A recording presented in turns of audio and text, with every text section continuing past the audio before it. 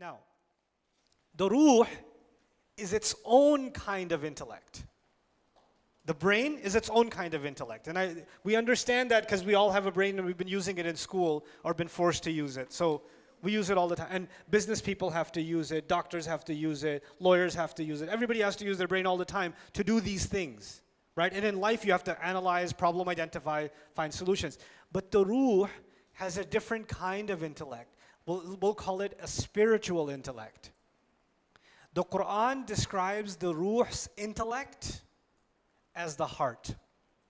The term in the Quran for the spiritual intellect is what? The heart.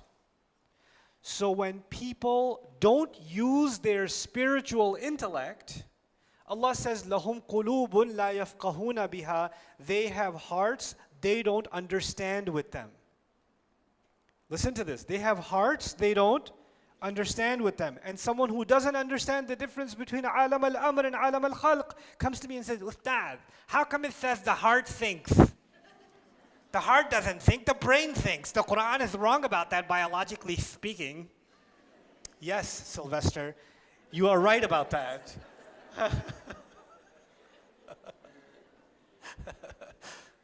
The reason for that is the Quran is not talking about the physical heart. It's talking about the spiritual intellect. And what word did Allah give to the spiritual intellect? Qalb. He gave it the meaning, the qalb. And when people stop using their spiritual intellect, He says their hearts have become hard. Or He says their hearts are covered, they're not using them. Or their hearts are even dead. He even says, إِنَّ فِي ذَلِكَ لَذِكْرَ لِمَنْ كَانَ لَهُ قَلْبٌ. In this Quran, there's a real reminder for someone who actually has a heart. You could be like, but Ustad, everybody has a heart. Yeah, but some people have abandoned their spiritual intellect. They've abandoned their other heart. They're only using this one, not this one. You understand? Okay. Now, it's analyzing. The spiritual heart is also analyzing. But it's not analyzing for food, and it's not analyzing for shelter or clothing or more money. It's not analyzing for that. It's analyzing to fill some other kind of void. Because the physical body gets hungry, the physical body gets thirsty, the physical body has physical, sexual urges, the physical body wants to preserve itself, safety. Those are all needs of the physical body and the physical mind. But the spiritual heart is looking for spiritual food. So you're going to go have the best food with your friends, and you had a great time, but you're feeling an emptiness inside. And that's because your spiritual intellect is analyzing and saying, I didn't find what I was looking for. And then I'm going to go somewhere else and find it. And then I'm going to try to find it somewhere else and find it somewhere else. You guys should look up Abdullah Rothman if you don't know who that is. Abdullah Rothman, R-O-T-H-M-A-N. One of the most amazing human beings on this planet, by the way.